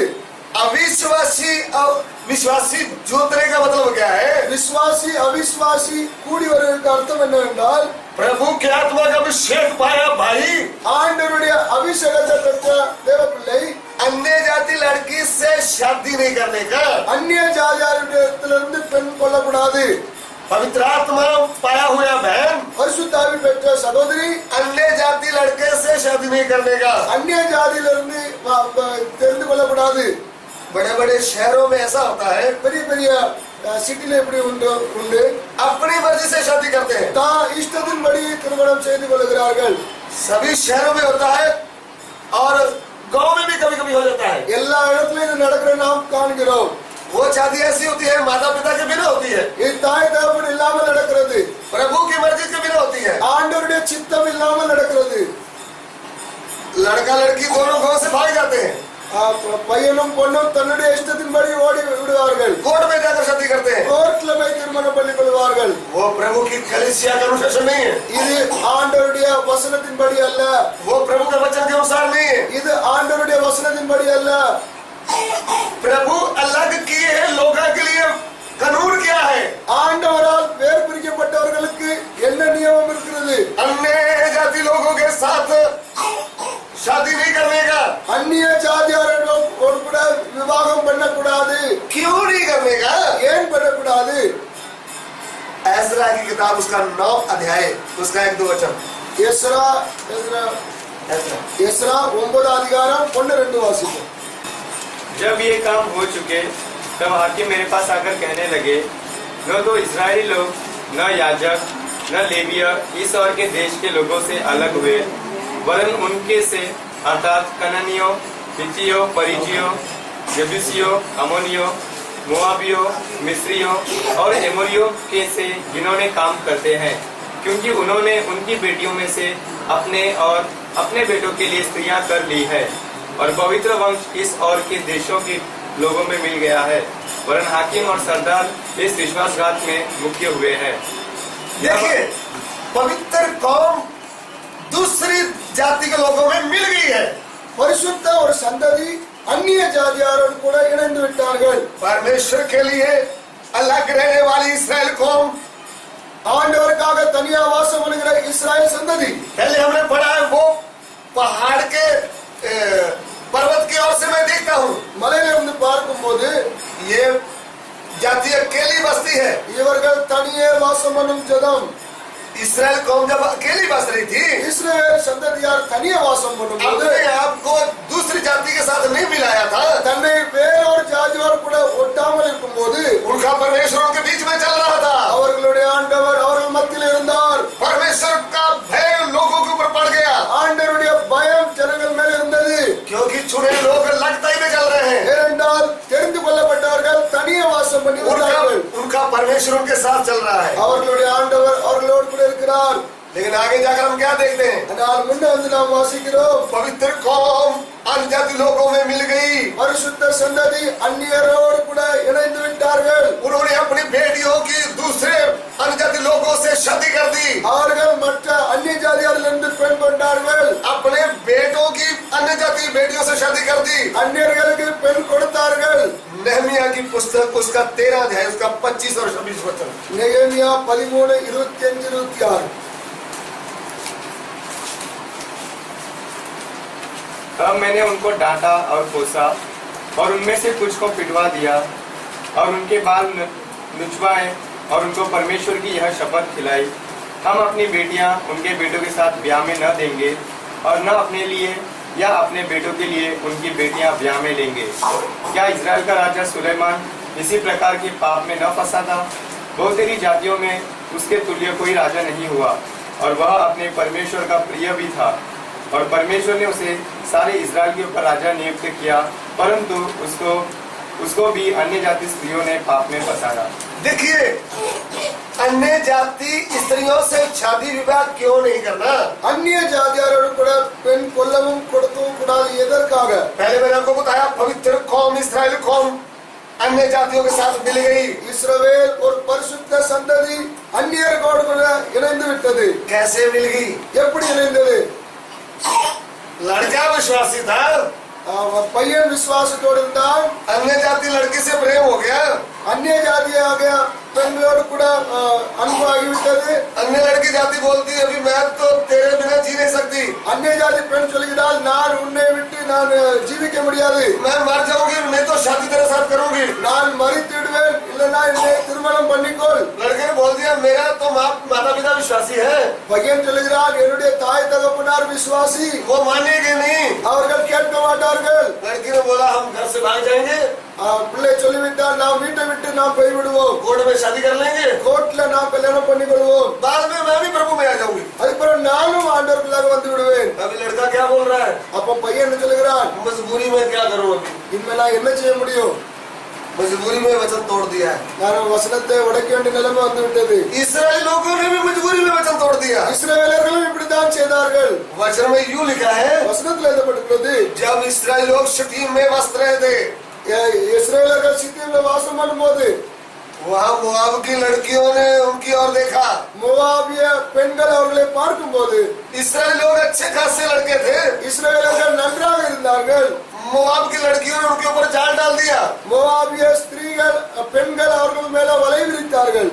विश्वासी के ऊपर जाल डालने के लिए शैतान हर समय तैयार रहता है। விசுவாசிகள் மேல வலை விரிக்கும்படியாக பிசாசு எப்ப பார்த்தாலும் ஆயத்தத்தோடு இருக்கிறான். विश्वासी यंग जो घर से अकेला विश्वासी है, प्रभु का भय मान रहा है, ஒரு விசுவாசி தனியாக ஆண்டவர் தெரிந்து கொள்ளப்பட்டவரும் ஆண்டவர் பின்பாக வரும்போது शैतान की शक्तियां रात दिन भय करके योजना बनाती रहती है। பிசாசு இரவும் பகலும் உங்களுக்கு விரோதமாக வலை விரித்து கொண்டே இருக்கிறான். वो कैसे भी इसकी लागतें तोड़ने का है, எப்படியாவது என்னுடைய தனிப்பட்ட ஜீவியத்தை கெடுக்க வேண்டும், इसको वचन तड़वा करके पाप करवाने का है। இவனை வசனத்திலிருந்து விலக்கி பாவம் பண்ண வைக்க வேண்டும். कितने लोग ये बात को समझा नहीं। எத்தனை பேர் இந்த வசனத்தை புரியாமல் वो இருக்கிறார்களோ? लोग शादी करने से क्या होता है? அவர்கள் சொல்கிறார்கள் திருமணம் பண்றதுனால என்ன? अहमदाबाद में मैंने क्या देखा, அகமதாபாத்ல நான் என்னத்தை பார்த்தேன், नाम के जो क्रिश्चियन है उन्होंने अपनी बेटियों की हिंदू लोगों से शादी कर दी। வேறு கிறிஸ்தவர்கள் தன்னுடைய பிள்ளைகளை அந்நிய ஜாதியர் இந்துக்களோடு கூட கல்யாணம் பண்ணி விட்டார்கள். बड़ा शहर है, பெரிய ஒரு சிட்டி தான். 100 में से 80 लोग सब लव मैरिज है। 100 இருந்து 80% எல்லாம் லவ் மேரேஜ் தான். परमेश्वर की कलीसिया के लिए क्या है? ஆண்டவருடைய சபைக்கு ஆண்டவர் என்ன சொல்கிறார்? हम अन्य जातियों के साथ विवाह नहीं करना। நீங்கள் அந்நிய ஜாதியோடு கூட திருமணம் செய்யக்கூடாது. इस्राएली लोगों के लिए दिया हुआ प्रभु की आज्ञा थी। இஸ்ரவேலர்களுக்கு ஆண்டவர் கொடுத்த கட்டளை. इस्राएली लोगों ने प्रभु की आज्ञा को तोड़ डाला। இஸ்ரவேலர்கள் இந்த கட்டளையை உடைத்து விட்டார்கள். उसके बाद एक बड़ा सुलेमान राजा हुआ। அதற்கு பிறகு ஒரு பெரிய சாலமோன் எனப்பட்ட ஒரு ராஜா வந்தான். दाऊद का बेटा सुलेमान राजा। தாவீதின் குமாரனாகிய சாலமோன். परमेश्वर उनको दर्शन दिया था। ஆண்டவர் அவருக்கு தரிசனம் கொடுத்திருந்தார். स्वर्ग से उनको बुद्धि मिला था। பரலோகத்திலிருந்து அவனுக்கு ஞானம் கிடைத்திருந்தது. उसके जैसा बुद्धिमान राजा कोई नहीं था। அவன மாதிரி ஒரு ஞானி ஒருத்தரும் இருந்ததில்லை. लेकिन कैसे पाप में गिर गया। ஆனால் எப்படி பாவத்தில் விழுந்து விட்டான். अन्य जाति स्त्रियों से शादी किया। அந்நிய ஜாதி பெண்களோடு கூட திருமணம் பண்ணினதுனாலே अन्य जाति स्त्रियों ने क्या किया। அந்நிய ஜாதி பெண்கள் என்ன செய்தார்கள். यहोवा परमेश्वर की उपासना करने के बाद अपने देवताओं की भी उपासना किया। யெகோவாகிய தேவனை ஆராதித்த பின்பு தன் தேவர்களை கூட ஆராதிக்கும்படியாக போனான். सुलेमान राजा रानियों की बातों में फंसकर वो भी मजबूर हो गया। சாலமோன் ராஜா ராணிகளுடைய பேச்சுக்களை கேட்டு அவனும் மாட்டிக்கொண்டான். जीवित परमेश्वर को छोड़ करके உயிருள்ள தேவனை விட்டு पत्थर मिट्टी लकड़ी के बनाए हुए देवताओं की पूजा किया। கல்களினாலும் மரத்தினாலும் உண்டு பண்ணப்பட்ட தேவி தேவதைகளை கும்பிட ஆரம்பித்தான். परमेश्वर के विरुद्ध पाप किया। ஆண்டவருக்கு விரோதமாக பாவம் செய்தான். हमारा अलगता ही टूट जाएगा तो நம்முடைய வேர் பிரிக்கப்பட்ட ஒரு ஜீவன் கெடுக்கப்படுமையானால் परमेश्वर के विरुद्ध हम पाप कर देंगे। நாம் ஆண்டவருக்கு விரோதமாக பாவம் செய்கிறோம். परमेश्वर हमको छोड़कर चला जाएगा। ஆண்டவர் நம்மளை விட்டு போய் விடுவார். इसलिए परमेश्वर का वचन क्या कहता है। அதற்காக ஆண்டவருடைய வசனம் என்ன சொல்கிறது. पहला राजा उसका 11 अध्याय 1 ராஜா 11 அதிகாரம் उसका 1 वचन 1 வசனத்தை வாசிப்போம்.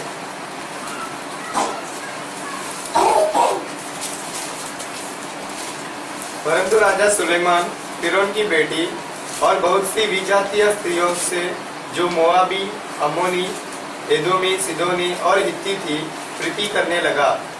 वे उन जातियों की थी जिनके विषय में यहोवा ने इस्राएलियों से कहा था, तुम उनके मध्य में न जाना और न वे तुम्हारे मध्य में आने पाए। 10 वचन में पढ़े। और उसने इसी बात के विषय में आज्ञा दी थी कि पराई देवताओं के पीछे न हो लेना, तो भी उसने यहोवा की आज्ञा न मानी। इसलिए यहोवा ने सुलेमान से कहा, तुझसे जो ऐसा काम हुआ है और मेरी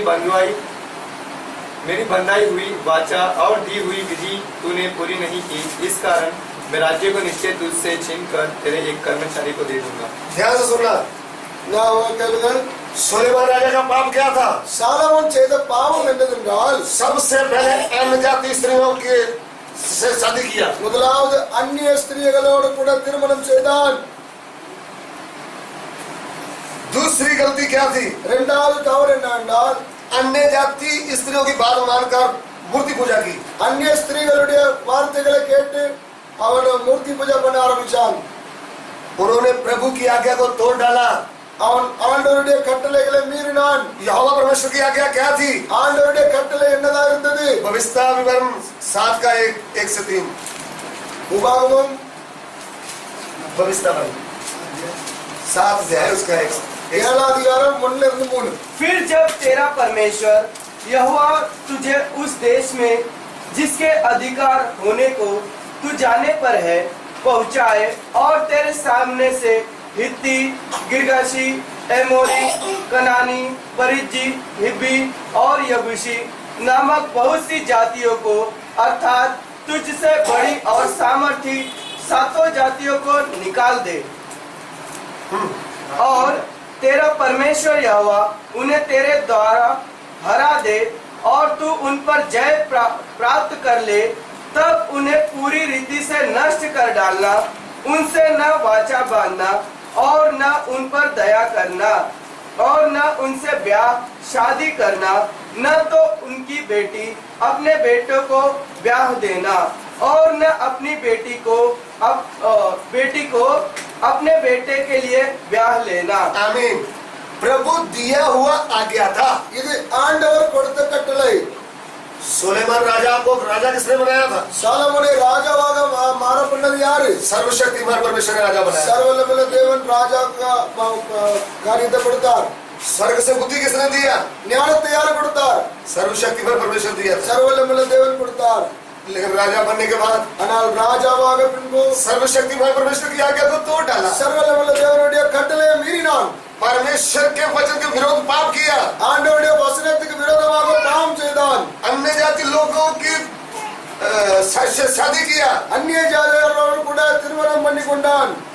फिर मूर्ति पूजा किया। அவன் அப்புறம் சிலைகளை கும்பிட ஆரம்பித்தான்.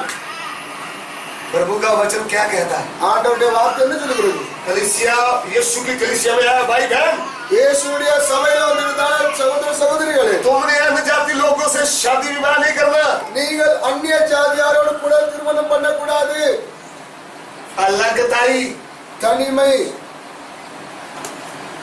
सबसे पहले शादी विवाह में अलगताई होना चाहिए। முதலாவது திருமண காரியங்களில் வேறுபாடுள்ள ஜீவியம் வேணும். अन्य जाति लोगों के लड़की अगर विश्वासी लड़का है तो लड़की नहीं लेना चाहिए। அந்நிய ஜாதியிலிருந்து விசுவாசியா இருந்தால் அவிசுவாசிகளை திருமணம் பண்ணி கொள்ளக்கூடாது. अगर लड़की विश्वासी हो तो अन्य जाति लड़का नहीं लेना चाहिए। திருமண காரியங்களில் ஒரு விசுவாசி இருந்தால் அவிசுவாசியோடு கூட திருமணம் பண்ணக்கூடாது. प्रभु के वचन में बने रहिए। ஆண்டவருடைய வசனத்துல நிலைத்திருங்கள். प्रभु के आगे प्रार्थना करिए। ஆண்டவருக்கு முன்பாக ஜெபம் பண்ணுங்கள். जो प्रभु ने आपको दिया है, जो आपके साथ जुड़ा है, वो आ जाएगा। எதை ஆண்டவர் உங்களுக்காக தெரிந்து வைத்திருக்காரோ அது தன்னால அந்த சமயத்துல வரும். हम अपनी मर्जी से जोड़ेगा तो टूट सकता है। நாம் நம்முடைய இஷ்டத்தின்படி நாம் சேர்த்து வைத்தோம் என்றால் தன்னால உடைந்து விடும். वचन कहता है जिसको परमेश्वर ने जोड़ा है, எதை ஆண்டவர் சேர்த்தாரோ परमेश्वर जोड़ता है। ஆண்டவர் சேர்க்கிறார். हमको खुद जोड़ने की जरूरत नहीं। நாம் சேர்ப்பதற்கு தேவையில்லை.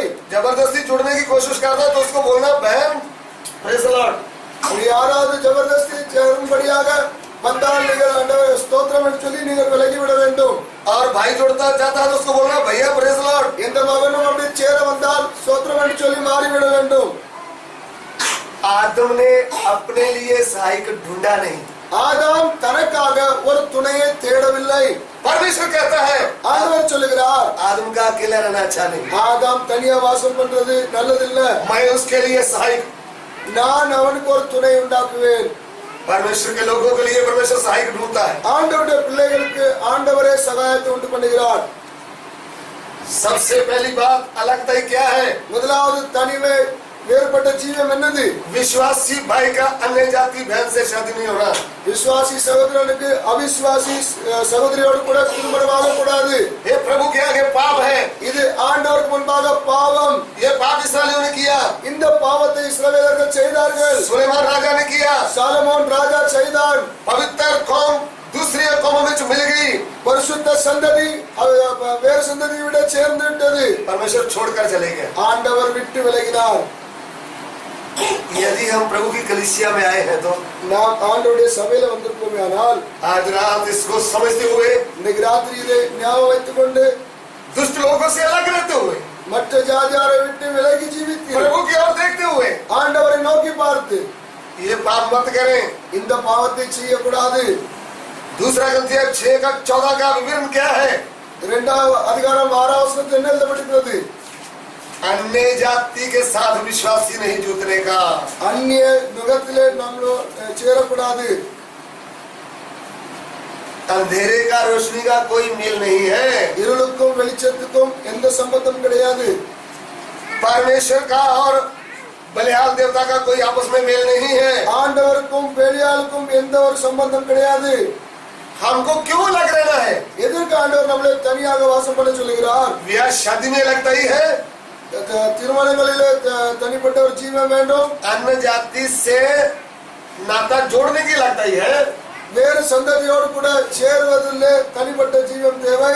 और जैसे दुनिया के लोग बड़ा खुशी मनाते हैं, बड़ा पैसा खर्च करते हैं, உலகத்தார் எப்படி ரூபாய் செலவழித்து சந்தோஷப்படுகிறார்களோ, बड़ा सोना चांदी डालते हैं, தங்கம் வெள்ளியை போடுகிறார்களோ, लाखों लाखों रुपया शादी में खर्च करते हैं, லட்சமாக ரூபாய் திருமணத்தில் செலவழிக்கிறார்களோ, अगर यीशु मसीह के खून से तू अलग किया हुआ व्यक्ति है तो நீங்கள் இயேசு கிறிஸ்துவின் இரத்தத்தினாலே தனியாக வேறு பிரிக்கப்பட்டீர்களானால் दुनिया में से अलग शादी करके दिखाने का है। உலகத்தை விட வேறு விதமாக நீங்கள் திருமணம் பண்ணி காட்ட வேண்டும். शादी में भी अलगता ही दिखने का है। திருமணத்திலும் கூட வேறுபட்ட ஜீவியம் தேவை. सबसे पहले मैंने बताया अनजाति लड़की से शादी नहीं करने का। முதலாவது நாம் பார்த்தோம் வேறு ஜாதியிலிருந்து பெண் கொள்ளக்கூடாது. अगर विश्वासी लड़की से शादी करने का है तो விசுவாசி பெண்ணோடு கூட திருமணம் பண்ணணுமானால் दुनिया के जैसे लाखों रुपया खर्च करने की जरूरत नहीं। உலகத்தாரை போல நாம் லட்சக்கணக்கான ரூபாய் செலவழிக்கணும் என்று சொல்லி தேவையில்லை. दुनिया के रीत रिवाजें करने की जरूरत नहीं। உலகத்தில் உள்ள சடங்காச்சாரம் செய்யணும் சொல்லி தேவையில்லை. वचन के अनुसार शादी करने का है। வசனத்தின்படி திருமணம் செய்ய வேண்டும். ये जाति कली बस्ती है। இந்த ஜாதியார் தனியே வாசம் பண்ணும் ஜனம். ब्याह में भी हमारा अलग तय होना चाहिए। விவாக காரியத்திலும் தனிப்பட்ட ஒரு காரியம் வேண்டும். ये प्रभु के वचन के अनुसार है। இது ஆண்டவருடைய வசனத்தின்படி. हमारे कपड़े में भी अलग तय होना चाहिए। நம்முடைய வஸ்திரங்களிலும் ஒரு தனிப்பட்ட ஜீவியம் தேவை. हमारे रहने में भी अलग तय होना चाहिए। நாம் ஜீவிக்கிறதிலும் வேறுபட்ட ஜீவியம் தேவை. जिन लोगों के हम बीच रहते हैं, நாம் எந்த ஜனங்கள் மத்தியில வாசிக்கிறோமோ टेढ़ी जाति के लोगों से अलग रहना। நாம் அந்நிய மாறுபாடுள்ள சந்ததியை விட்டு விலகி ஜீவிக்க வேண்டும். टेढ़ी लोगों के बीच में कैसे रहना है? மாறுபாடுள்ள சந்ததிக்கு மத்தியில எப்படி ஜீவிக்கணும்? प्रभु यीशु मसीह के वचन के अनुसार नमूना देते हुए இயேசு கிறிஸ்துவுடைய வசனத்தின்படி நடந்து ஜீவித்து காட்டிய வேண்டும். यीशु प्रभु हमारे साथ रहेगा तो இயேசு கிறிஸ்து நம்மளோடு கூட இருந்தால் हमारे जीवन के द्वारा लोग प्रभु को देखना है। நம்முடைய வாழ்க்கையின் மூலமாக ஜனங்கள் ஆண்டவரை பார்க்க வேண்டும். हमारे परिवार के लोगों ने हमारे जीवन को देखना है। நம்முடைய குடும்பத்தினர் ஆண்டவரை பார்க்க வேண்டும். हमारे कुटुंबियों ने हमारे जीवन में यीशु को देखना है। நம்முடைய குடும்பத்தினர் நம்முடைய வாழ்க்கை மூலமாக ஆண்டவரை பார்க்கணும். हमारी कॉलोनी के लोगों ने हमारे जीवन के द्वारा यीशु को देखना है। நம்முடைய அக்கம்பக்கத்தார் ஆண்டவரை நம் மூலமாக பார்க்க வேண்டும். हमारे गांव के लोगों ने यीशु को देखना है। நம்முடைய ஊர்ல இருக்கிற ஜனங்கள் நம் மூலமாக ஆண்டவரை அறிந்து கொள்ள வேண்டும். हमारे शहर के लोगों ने यीशु को देखना है। நம்மோடு கூட இருக்கிறவர்கள் இயேசு கிறிஸ்துவை நம்ம மூலமாக பார்க்க வேண்டும். इसके द्वारा யார் மூலமாக? हमारे द्वारा। நமது மூலமாக. हम कौन है? நாம் யார்? चुन के अलग किए हुए लोग, தெரிந்து கொள்ளப்பட்டு வேறு பிரிக்கப்பட்டவர்கள். वो टेढ़ी जाति से अलग रहने वाले लोग, மாறுபாடுள்ள சந்ததியை விட்டு தனியே வாசம் பண்ணுகிறவர்கள். दुष्ट लोगों से अलग रहने वाले लोग, துஷ்டர்களிடத்திலிருந்து தனியே வாசம் பண்ணுகிறவர்கள். उसके जैसे काम ना करने वाले लोग। அவர்களைப் போல காரியங்கள் செய்யாதவர்கள். दुनिया के लोग त्योहार मनाते हैं, உலகத்தார் பண்டிகை கொண்டாடுவார்கள். विश्वासियों में शरीक नहीं होता। விசுவாசிகளும் அப்படித்தான் செய்கிறார்கள். हर बात में लगता ही, எல்லா காரியத்திலும் ஒரு வேறுபட்ட ஜீவம் தேவை. ब्याह शादी में लगता ही, திருமண காரியங்களிலே, हमारे जीवन के द्वारा लगता ही, நம்முடைய வாழ்க்கையிலே, हमारे कपड़े के द्वारा लगता ही, நம்முடைய வஸ்திரத்திலே, हमारे बालों के द्वारा भी लगता ही। நம்முடைய தலைமுடியிலிருந்தும். प्रभु का वचन क्या कहता है? ஆண்டவருடைய வசனம் என்ன சொல்கிறது? रोमियो की पत्री ரோமர் उसका 12 अध्याय 12 அதிகாரம் उसका 1-2 वचन 1-2 வசனத்தை வாசிப்போம். इसलिए हे भाइयों, मैं तुमसे परमेश्वर की दया स्मरण दिलाकर विनती करता हूँ कि अपने शरीर को जीवित और पवित्र और परमेश्वर को भावता हुआ बलिदान करके चढ़ाओ, यही तुम्हारी आत्मिक सेवा है। इस संसार के सदृश न बनो, परंतु तुम्हारे मन के नए हो जाने से तुम्हारा चाल चलन भी बदलता जाए, जिससे तुम परमेश्वर की भली और भावती और सिद्ध इच्छा अनुभव से मालूम करते रहो। यहाँ पे क्या लिखा है? இங்க என்ன எழுதப்பட்டிருக்கிறதுனா, तुम्हारे शरीर को पवित्र और जीवता बलिदान करके चढ़ा दो। சரீரத்தையும் பரிசுத்தமும் ஆண்டவர் பிரியப்படுகிற பலியாக ஒப்பு கொடுக்க வேண்டும். कुछ लोग कहते हैं प्रभु तो दिल देखता है। சிலர் சொல்கிறார்கள் ஆண்டவர் நம்முடைய இருதயத்தை பார்க்கிறார். यहाँ पे दिल नहीं लिखा, यहाँ पे शरीर लिखा है। இங்க இருதயம் எழுதவில்லை, சரீரம் என்று சொல்லி எழுதப்பட்டிருக்கிறது. जब हमने विश्वास करके बपतिस्मा ले लिया है, நாம் விசுவாசித்து ஞானஸ்நானத்தை பெற்றுக் கொண்டோமோ, हमारा शरीर भी हमने प्रभु को दे दिया है। அந்த நேரத்தில் நாம் நம்முடைய சரீரத்தையும் ஆண்டவருக்கு ஒப்பு கொடுத்து விட்டோம். हमारा शरीर प्रभु का मंदिर है। நம்முடைய சரீரம் ஆண்டவர் வாசம் பண்ணுகிற ஆலயமா இருக்கிறது. हमारे शरीर के भीतर प्रभु आकर वास करने का है। நம்முடைய சரீரத்திலே ஆண்டவர் வாசம் பண்ண வேண்டும். इस शरीर को भी दुनिया से अलग रखने का है। இந்த சரீரத்தையும் உலகத்தை விட்டு வேறு பிரித்து ஜீவிக்க வேண்டும். इसलिए प्रभु की कलीसिया का जो अंग बनता है, அதனால்தான் இயேசு கிறிஸ்துவுடைய சபையின் அங்கத்தினராக மாறுகிறவர்கள், जो भाई बहन अंग बन जाता है, எந்த சகோதர சகோதரி ஒரு அங்கத்தினராக மாறுகிறார்களோ, बहन लोग भी दूसरे लोगों से अलग हो जाते हैं। ஸ்திரீகளும் மற்றவர்களை விட்டு தனியே வாசம் பண்ணுகிறார்கள். सोना चांदी जब नहीं डालते, मेकअप नहीं करते, தங்கம் போடாமல் வெள்ளி போடாமல் மேக்கப் பண்ணாமல் இருக்கும்போது लोग पूछते तुम क्यों नहीं डालते? ஜனங்கள் கேட்கிறார்கள், நீங்கள் ஏன் போடவில்லை?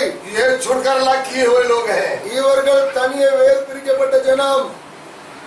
उनका श्रृंगार भारी नहीं है, இவருடைய அலங்காரம் வெளியரங்கமானதல்ல. उनका श्रृंगार क्या है? पवित्र जीवन व्यतीत करना। இவருடைய அலங்காரம் என்னதுனால் ஒரு பரிசுத்த ஜீவியம் ஜீவிப்பதுதான். प्रभु का भय मानते हुए अपने अपने पति के अधीन रहना, ஆண்டவருடைய பயத்தோடு கூட தன் புருஷர்களுக்கு கீழ்ப்படிந்து வாழ்கிற ஜீவியம், वो है हमारे बहन लोगों का श्रृंगार। இதுதான் நம்முடைய தாய்மாருக்கு கொடுக்கப்பட்ட ஒரு அலங்காரம். भारी श्रृंगार नहीं। இது வெளியரங்கமானதல்ல. बाहर से कितना सोना चांदी डाला है, வெளியே இருந்து நீங்க எவ்வளவு தங்கம் வெள்ளியை போட்டிருந்தாலும் पति का सामना कर रहे हैं, पति को गाली दे रहे हैं, तो हमारे श्रृंगार का फायदा क्या है? புருஷனுக்கு விரோதமாக நாம் பேசுகிறோம் திட்டுகிறோம் என்றால் நம்முடைய அலங்காரத்துக்கு ஒரு மதிப்பும் கிடையாது. जोर जोर से पति का उनसे बात करते हैं, उनका आदर नहीं करते, புருஷனுக்கு கீழ்ப்படியாமல் அவருக்கு விரோதமாக பேசும்போது तो हमारा श्रृंगार किस काम का है? நம்முடைய அலங்காரம் என்னத்துக்காக உபயோகப்படும்? प्रभु का वचन क्या कहता है? ஆண்டவருடைய வசனம் என்ன சொல்லுகிறது? हे पत्नियों, ஸ்திரியே, तुम अपने पतियों के दिन रहो। உன்னுடைய புருஷருக்கு கீழ்ப்படிந்திரு. वो वचन ना भी मानते हो तो இந்த வசனத்தை நீங்களும் கீழ்ப்படிந்தீர்களானால் हमारा पवित्र चाल चलन देख करके खींचे जाएंगे। உங்களுடைய பரிசுத்த நடக்கையினாலே அவர்கள் வசனம் என்று ரட்சிக்கப்படுவார்கள். तुम्हारा श्रृंगार सिर गूंदने और सोने के गहने पहनने से बाहर लाना हो, நீ உங்களுடைய அலங்காரம் வெளியரங்கமாக இராமல் मन की अधीनता, மனதினாலே கீழ்ப்படிதலும் पवित्रता के द्वारा பரிசுத்தத்தினாலும் अपने पति के अधीन रहे। தன்னுடைய புருஷனுக்கு கீழ்ப்படிந்தீர்கள். जैसे सारा अपने पति को स्वामी कहके मानती थी, எப்படி சாரா தன்னுடைய புருஷனை சுவாமி என்று சொல்லி அழைத்தாலோ ऐसे अलग रहने वाली बहनों ने भी प्रभु के वचन के अनुसार चलने का है। இப்படியே வேர் பிரிக்கப்பட்ட ஒரு ஸ்திரீயும் நடக்க வேண்டும். भाई लोग भी दूसरे लोगों से अलग रहने का है। சகோதரர்களும் இப்படி மற்றவர்களை விட்டு தனியே வாசம் பண்ண வேண்டும். हमारी ऑफिस में भी हमारा लगता ही है। நம்முடைய ஆபீஸ்லயும் ஒரு வேர் பிரிக்கப்பட்ட ஜீவியம் வேண்டும். दूसरे लोग लेट जाते समय झूठ बोलते हैं, மற்றவர்கள் லேட்டாக போகும்போது பொய் சொல்கிறார்கள். हमको लेट होते तो सच बोलने का है। நமக்கு லேட் ஆகிவிட்டால் நாம் உண்மை சொல்ல வேண்டும். हमारे ऑफिस वाले मैनेजर को भी मालूम होना चाहिए ये विश्वासी भाई है, நம்முடைய ஆபீஸ்ல உள்ள மேனேஜருக்கும் தெரிய வேண்டும் இது ஒரு விசுவாசி என்று சொல்லி. ये झूठ नहीं बोलता। இவன் பொய் சொல்ல மாட்டான். जब हमारा उद्धार नहीं हुआ था, हम एक दिन में 12 बार झूठ बोलते थे, நாம் ரட்சிக்கப்படுவதற்கு முன்பாக ஒரு நாளைக்கு நாம் 12,000 நாம் பொய் சொல்வோம். लेकिन उद्धार पाने के बाद भी झूठ बोलते हैं तो तुम्हारा उद्धार हुआ ही नहीं। ஆனால் நாம் ரட்சிக்கப்பட்ட பிறகும் நாம் பொய் சொல்வோமே, ஆனால் நாம் ரட்சிக்கப்படவில்லை. उद्धार हो गया है तो सत्य का आत्मा तुम पर उतरा है। ரட்சிக்கப்பட்டீர்களானால் சத்திய ஆவியானவர் உங்கள் மேல் இருக்கிறார். ऑफिस में भी सत्य बोलने का है, நாம் ஆபீஸ்லயும் உண்மை சொல்ல வேண்டும்.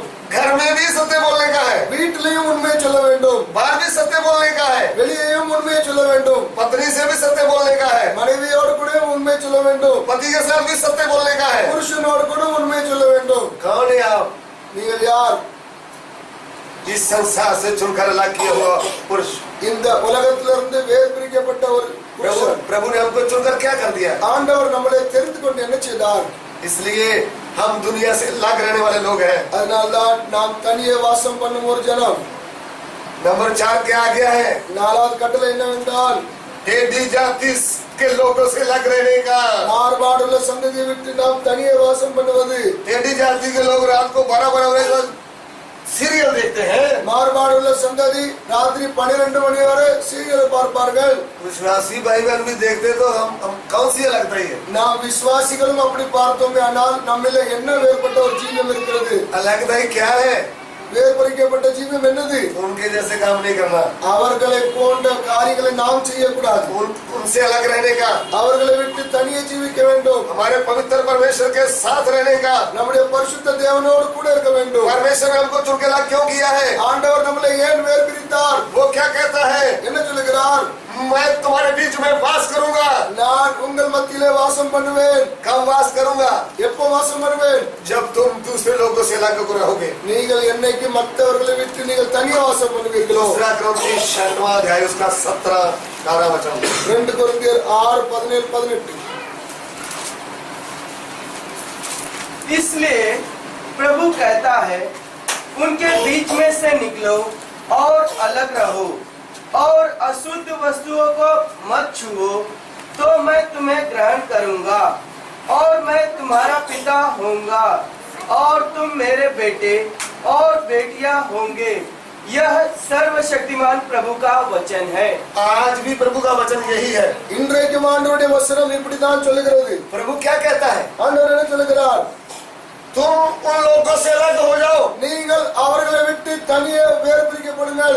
मैं तुम्हारे बीच में वास करूंगा। நான் உங்கள் மத்தியிலே வாசம் பண்ணுவேன். हमको क्यों अलग रहना है? நம்மளை ஏன் தனியா வாசம் பண்ண சொல்லுகிறார்? हमारा प्रभु हमारे साथ रहना चाहता है। நம்முடைய ஆண்டவர் நம்மளோடு கூட வாசம் பண்ண விரும்புகிறார். प्रभु ने हमको क्यों उधार दिया है? ஆண்டவர் ஏன் நம்மளை ரட்சித்தார்? प्रभु ने हमको चुटको क्यों अलग किया है? ஆண்டவர் நம்மளை ஏன் வேறு பிரித்தார்? वो हमारे साथ रहना चाहता है। அவர் நம்மளோடு கூட வாசம் பண்ண விரும்புகிறார். क्या आप संसार से अलग रहेंगे? நீங்கள் உலகத்தை விட்டு விலக விரும்புகிறீர்களா? प्रभु क्या कहता है? ஆண்டவர் என்ன சொல்லுகிறார்? मैंने तुम्हें दूसरी जातियों में से चुनकर अलग किया है। நான் உங்களை வேறு ஜாதியிலிருந்து நான் உங்களை விலக்கினேன்.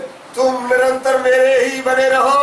நீங்கள் எப்பவும் என்னுடையவர்களாக இருங்கள். यीशु की कलीसिया में आने वाले भाई बहन, இயேசுடைய சபையில் வருகிறதான சகோதர अगर तू சகோதரிகளே, यीशु की कलीसिया का अंग है तो நீங்கள் இயேசு கிறிஸ்துவினுடைய சரீரத்தின் அங்கத்தினராக இருக்கிறீர்களானால் यीशु तुम्हारे साथ वास करना चाहता है। இயேசு கிறிஸ்து உங்களோடு கூட வாழ விரும்புகிறார். अभी तक हमने अलगताई को तोड़ा है तो இப்போ வரை நாம் ஒரு வேறு பிடிக்கப்பட்ட ஜீவன் ஜீவிக்கலையானால் आज रात हमने प्रभु के वचनों को सीखा है। இன்னைக்கு நாம் ஆண்டவருடைய வசனத்தை நாம் आइए हम सिर झुकाएं, நாம் தலைகளை வணங்கி अपने आप को जांचें।